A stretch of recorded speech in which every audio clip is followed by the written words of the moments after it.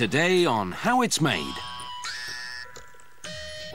Fishing reels, answering a casting call. Miniature houses, model homes for the young and the young at heart. And kitchen mixers will bring you the ingredients from the factory in a special two-part report. It's stirring stuff. But first... In the 12th century, the Chinese were the first to wind excess fishing line onto their rods before unreeling it back into the water. Today's reels are made with lightweight, high-strength materials and have gears to quickly deploy and retrieve the line, so you can catch bigger and stronger fish. Or at least try to.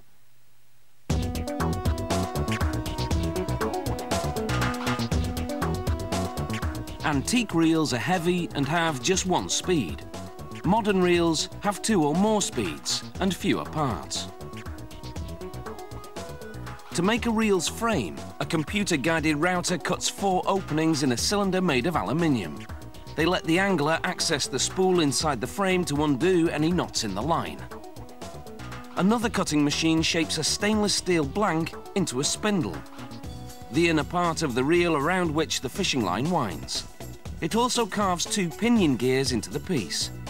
The high gear retrieves the line faster. The low gear gives more power to fight big fish. The machine's cutters are made of carbide, an extremely durable material. Even so, they're changed on a weekly basis. Another cutter carves the reel's main gears, a high speed and a low speed. These main gears interact with the pinion gears to make the spool revolve. This lets the angler wind line back onto the reel. This cutter drills small indentations, part of the reel's drag system, which lets the angler adjust the line tension. The next cutter engraves the company name onto one of the reel's 2 side plates.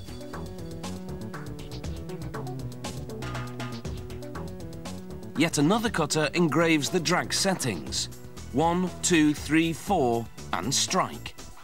Strike lets the angler fight fish weighing up to 900 kilos.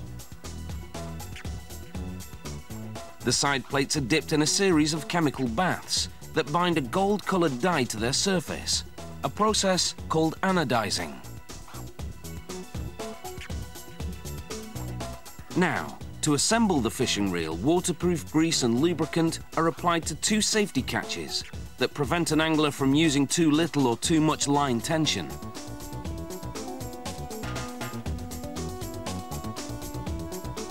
A bearing is then added to support the spindle in the spool. A click plate is also installed. This makes a sound when a fish takes the line. A stainless steel spindle sleeve and drag plate are added, as is a sturdy synthetic washer. The spindle and pinion gears are added to the spool. The spool is now ready to go into the frame.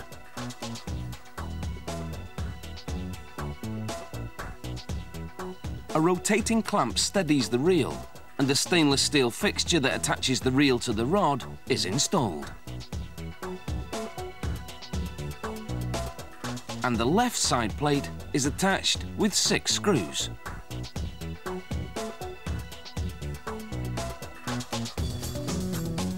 This metal spring and plunger enabled the angler to change speeds from high to low with just the push of a button.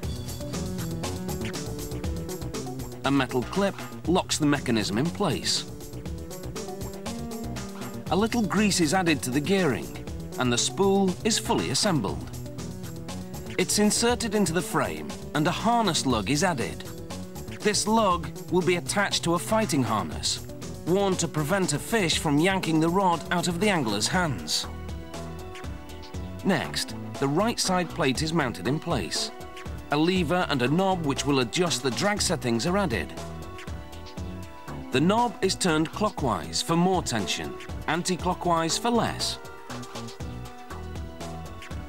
Next comes the installation of the stainless steel and plastic knob used to reel the line in. And finally, the button for switching speeds. The drag lever and the gears are checked to see if they engage properly. The reel is tested at high speed to see if the safety catch prevents what's called free spooling, a glitch that could send 900 meters of line flying wildly out of control. And that's a situation that would leave you reeling.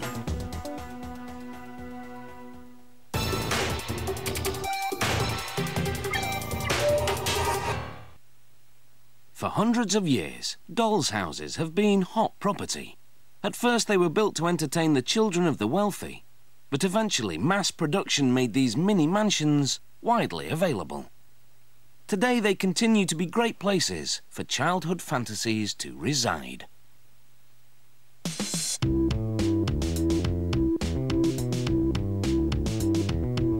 Any home building project is all about the details, but the details don't get much smaller than this. These dolls' houses are miniature versions of actual homes, made to scale. A large sheet of plywood is sliced into smaller pieces. For a consistently accurate job, a saw guide is used, which positions the wood for a specific cut. There's a different guide for each part. Using a hot iron, the company name is branded onto one of the foundation pieces.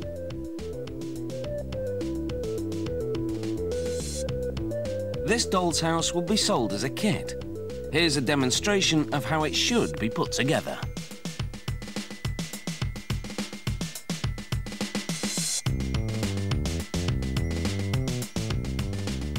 Back on the production line, the siding is being milled. This machine cuts furrows in wooden panels.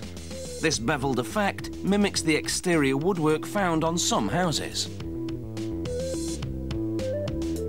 Next, holes for the windows and doors are cut using a router.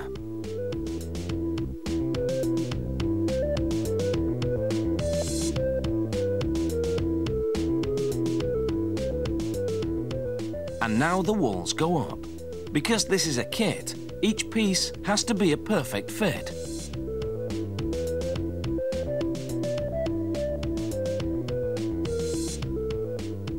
The first floor is installed and taped with masking tape while the glue dries.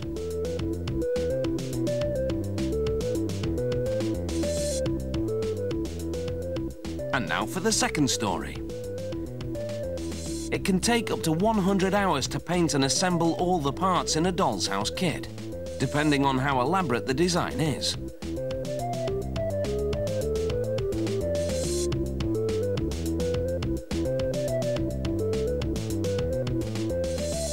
Next, they raise the roof.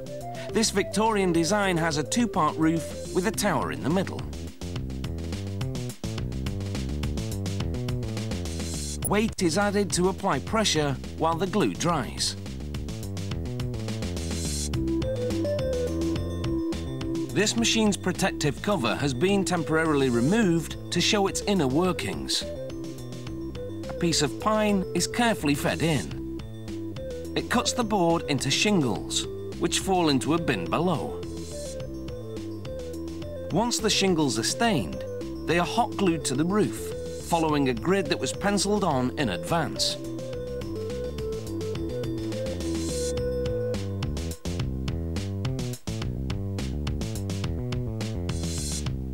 The roof is wrapped with tape to stabilize it while the glue dries. Back in the factory, 4 cutting wheels shape a piece of pine into moldings that will be used for trim on various models.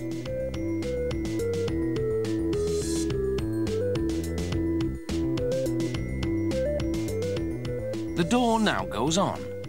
It's been trimmed with some of the molding we just saw being made. The windows also use molding details. All this trim has been made on the same machine, using different cutters for the different profiles. This railing is a nice touch, and it will also provide support for the structure. All that's left is the interior decorating. Some people spend a small fortune on this stuff. Tiny toilets, chairs, even full kitchens in miniature. In this model of the home of Abraham Lincoln, the details are historically accurate. The pieces are packed carefully. Soon they'll make some child's dream of owning their own home come true. But first, somebody had better read the instructions. Coming up on How It's Made, we're all in a spin as we bring you a two-part special looking at kitchen mixers. See you after the break.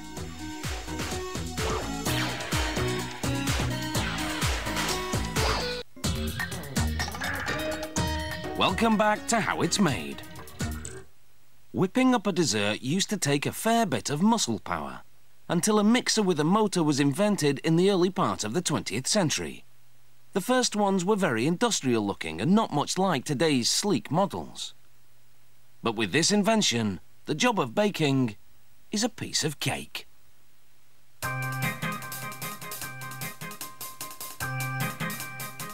Today's mixers can whisk you into a world of culinary delight.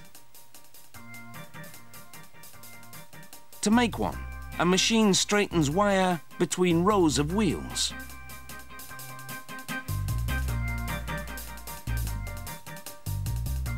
Computer-programmed forming tools make 12 bends to produce shapes, which will be used to build a whip attachment for the mixer. To assemble a whip, a technician fits the wire arcs into an aluminium hub, starting with the largest one and graduating down to the smallest.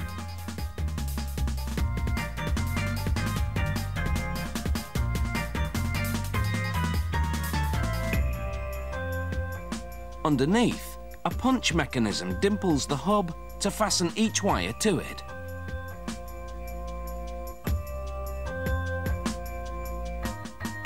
Here, dough hooks and beaters are dropped into a vibrating bowl full of metal nuggets. The friction polishes these zinc mixer attachments and gets rid of the sharp edges.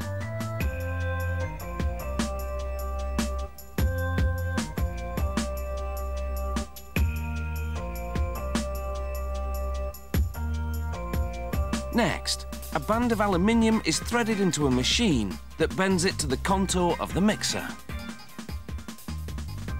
This piece of trim carries the brand name.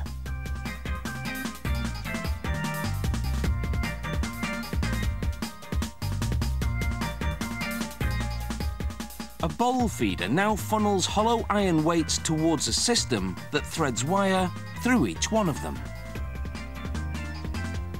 Mechanical arms pinch and bend the wire, making small hooks on the ends. 2 of these weights will be used in each speed governor, the device which keeps the mixer's speed constant despite changes in the load. To assemble the speed governor, they arrange a brass hub, spring and a washer in a holding device and then press fit them together.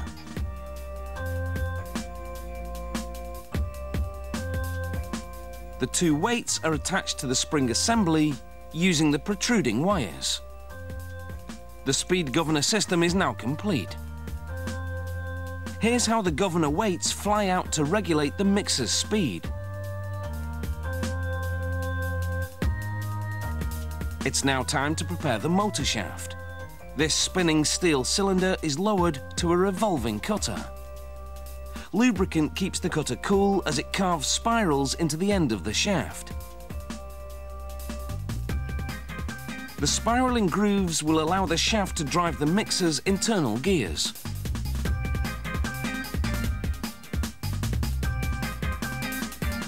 With its motor windings and bearings attached, the shaft is installed into the mixer body. Next, electrical contacts are riveted to plastic control boards. These contacts will conduct electricity to drive the motor.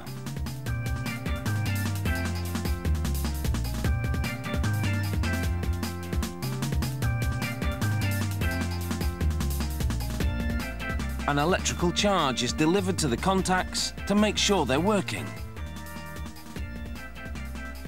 Then, screws, nuts and springs are attached to complete the control board assembly.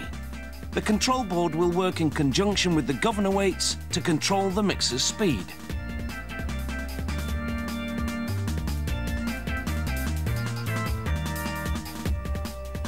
For these mixers to really shine, they'll need a good paint job. The mixer parts are polished on an abrasive belt to prepare them for painting. Then it's into the paint booth. This is a highly charged process. The paint has a positive electrical charge and is attracted to the zinc mixer parts, which are negatively charged.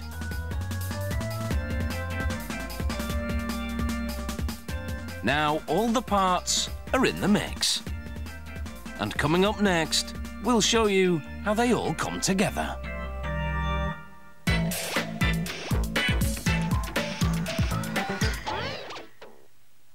Behind many a successful cook is a well-oiled machine that's made for speed.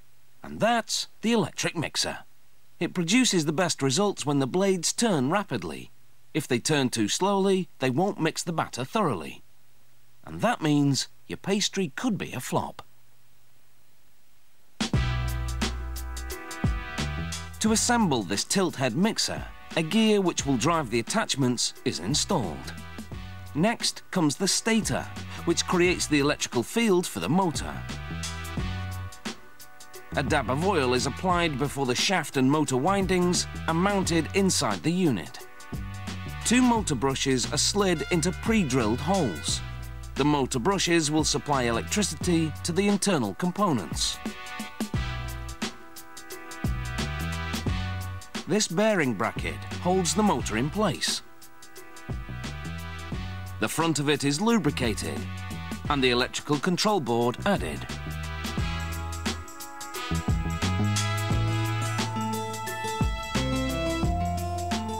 A trim band with the brand name on it is wrapped around the outside. Next, grease is poured into the section of the mixer that will hold the gears. The gear section will be sealed so the grease can't leak out. The other half of the unit, that already has some gears fixed to it, is attached. A drive pin that will move the whisk and other attachments is inserted in the shaft.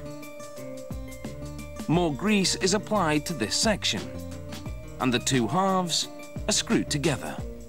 And then the planetary gear is installed. This gear will rotate the mixer attachments around the bowl. A pin is hammered in place to attach the planetary gear. A decorative ring is tapped onto the outside. The motor unit is mounted to the base, and an identification number is marked onto the bottom. Now the tilt-head mixer goes for a spin.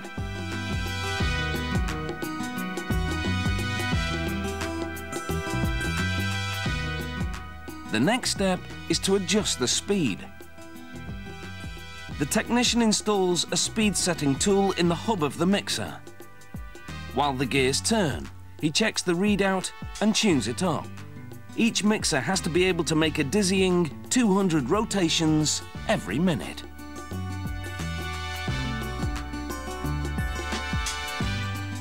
The hub is capped. The final step is to test the beater. It must be correctly positioned above the bowl. One last polish, and it's ready. Over at another station, a more commercial type of food mixer is being made. One with a bowl that lifts to the beater instead of a tilt head that lowers to the bowl. A base is screwed to a bowl support piece.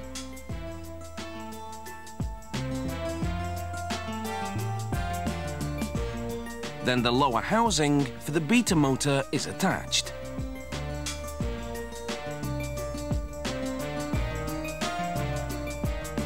As the mixer moves on a conveyor, the motor and gears are installed. A generous squirt of grease is used to lubricate the transmission. And then the top of the motor is encased with more housing. Continuing down the line, the electrical speed controls are installed and topped off with more housing. The signature piece of trim is wrapped around it.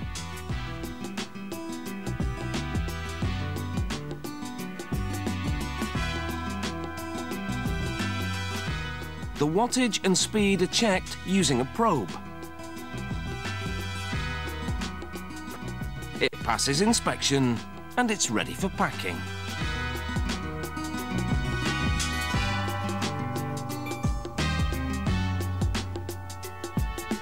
It's taken approximately 10 minutes to assemble this mixer, but it's been made to last a lifetime. And with such a wide range of attachments for these mixers, you really can go stir crazy.